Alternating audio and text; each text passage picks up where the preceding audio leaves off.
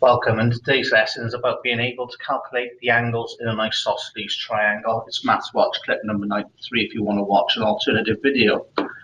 So before we have a look at angles in triangles and in isosceles triangles in particular, can you pause the video please and have a go at this? So you're looking to name each type of triangle, what's the special name given to it, and have a think about the side and angle properties that they have. Okay, this first triangle here then is called an isosceles triangle. Okay. What properties does it have? Well, for a start, these two lines here are equal in length, so they've got two equal sides, and that's what those two smaller lines on the side indicate, that they are equal in length. At the same time, the two base angles are also equal size. So it's got two equal sides and two equal angles. This one here on the right is called a right-angled triangle. Okay, if you have a look in the picture here, we can see that there is a right angle in the triangle, and a right angle is exactly 90 degrees. That's what's special about that triangle there. This bottom left one here is called a scalene triangle. What do we know about that? Well, there's no markings on the sides. They've got three different sized sides, and all three angles are different. And the final one here has got the three sides with a smaller line on it. It's called an equilateral triangle. What do we know about an equilateral triangle? Well, all three sides are equal, and all three angles are also equal in size. That's the different types of triangles that we can encounter. What property do they have that they all share? Well, one thing they all have in common is that the angles inside each of those triangles always add up to 180 degrees. So these three angles here, A, B, and C, they will always add up in any triangle to 180 degrees. That's the true fact. So angles in any triangle always sum to 180 degrees. That's a keynote for you. So if we have a look at these three triangles here, we can see that the first one here on the left is a right angle triangle. It's 90 degrees. We now know two of the angles, 90 and 36, and that's two of the three angles that we can sum together. On this right-hand one here, it's a scalene triangle. It's already got two angles, 92 and 53 degrees. The bottom one is an isosceles triangle here. So what do we notice is different already about the information from the top two triangles? Well, at this stage, all I do know is that that bottom left-hand angle there is 67 degrees. Can you think of what else you know? And that's the purpose behind today's session on isosceles triangles. So let's have a look at these triangles in a bit more detail then. So let's have a look at some examples.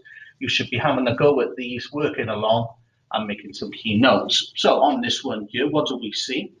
We see that this top angle here is 68 degrees. If we have a look, this line of the triangle and this line of the triangle are the equal sides. So it's at the base of those two equal sides that we have equal angles. So the one on the right we can also call X. So what do we know then? Well, we know that 68 of the 180 degrees is taken up with the top angle. So if I subtract 68 from 180, it will leave me with 112 degrees to work with. How do I find what X is? Well, there are now two X's in my triangle, so I would need to divide 112 by 2, which is 56. Okay, you can use the bus stop method there if you are not sure what to do. So X is equal to 56 degrees. Example 2 then. Okay, we're going to find X. This time it's this one here at the top of the diagram. And again, like the first diagram, look, if I follow the two lines with the markings on the side here, then the two base angles are the same. So I know that this angle this time is equal to the angle on this side. So the angle here is also 76 degrees. What can I now see? I can see two 76s. So if I add up two lots of 76, I get 152 degrees for those two angles. How do I use that to find x? Well, I take 152 away from the 180, and it leaves me with 28. X is equal to 28 degrees. Okay, now you should be having a go at the main task, so you need to open the file that I've posted with your assignment to have a go at the 6 questions on there. When you've done that, please have a go at the check-in question, which is on the next slide. And this is the check-in question. I am being asked to calculate the size of angle A at the top of the triangle here. It's an isosceles triangle. So I want you to pause the video briefly and have a go, see if you can calculate what A is. And then when you've got a solution, press play to find out if that was correct. Okay, welcome back then. The angle outside here is 124 degrees. How does that help me? Because it's not in the triangle. But it helps me find the angle that's actually next to it on the inside of the triangle. So it only affects the angle next to it. And what do we know here? Well, here we've got angles on a straight line, and angles on any straight line add up to 180 degrees. So to find this angle here inside the isosceles triangle, I need to take 124 away from 180 degrees. It leaves me with an angle of 56.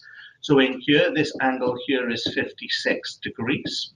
And what do I know? Here's my two lines that are equal. So it means that on the other side of the base will also be 56 degrees. I now need to really just focus on the triangle itself and ignore the 124. So on the triangle itself here, I have got 56 and 56. So I need to add them together. 56 plus 56 makes 112. And what do I do with that 112 in order to find A at the top? Well, any triangle will add up to 180 degrees. So I would subtract that from 180 degrees. So 180 minus 112 would leave me with 68 degrees. So in this case, A is 68 degrees.